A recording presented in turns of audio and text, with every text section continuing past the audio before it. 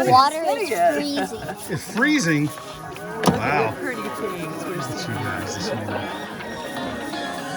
We are enjoying the morning by washing pottery first thing. We normally do it at the end of the day. We love it so much we decided to start the day with it.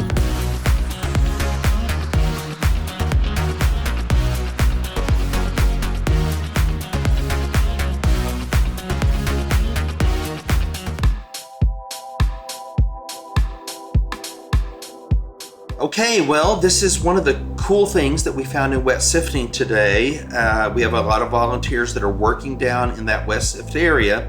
This is what we would call a laurel motif, a floral motif, and it's part of like a small cornice or trim of a building, a structure from the late Second Temple period at Shiloh. So when we're finding these late Second Temple period buildings, we're just seeing the stone walls, but they were plastered in antiquity. They had beautiful trim like this, and then we find the accoutrements that go with these buildings. And so we check the bones, the seeds, and these types of little fragments are what normally get thrown away, but through wet sifting, this is the type of really cool stuff that we find.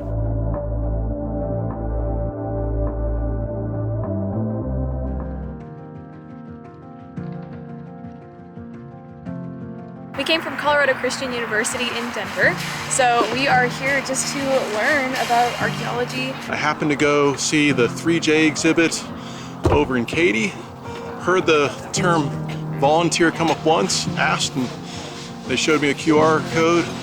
A couple weeks later, I'm on a plane coming here. It's been a journey. I lost my husband 7 years ago, and we did everything together.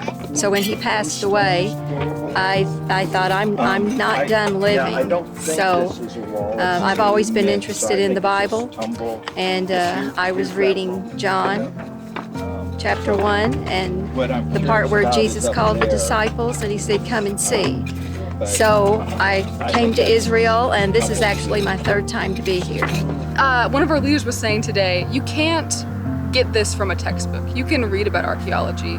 You can read like, oh, this is a trowel, this is a pile of dirt, you put the thing in the dustpan. Like, you can read that, but just to come here and do it is totally different. It's a totally new experience to dig up history. I came here with the idea that there would be a spiritual sort of situation, and I've been recognizing that people 3,000 years ago believed in the same God. I think anytime you come to Israel, it changes you in a way, and it always calls you back. I have no experience in archaeology, and I'm learning so much just being on the field, so it's really awesome to finally know all the terminology and learn how everything works. It is so cool to see where God has worked, where he has placed his name on my 2 feet, the dirt covering me, like it's right there. It's a wonderful experience, a great way to see Israel. Being here in the Holy Land, it really brings you so much closer to God. You feel so alive, and it's just awesome to live this way, even for a short time, because at home I don't get up when the sun rises. But here I get to see it every morning, and it reminds me of just how beautiful God made the world for us. It's holy ground, and being in Israel is one thing, but being here is an additional jump up above everything else. So come and see.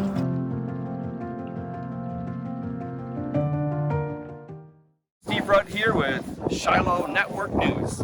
Yes, what we have today here, this is either late Philistine pottery, or it is Mamluk pottery. It's a very exciting find here at Tal Shiloh. The most disappointing thing is you could have found this had you volunteered. Come join us, and you could be holding this like I'm holding it. Come and see us. Signing off.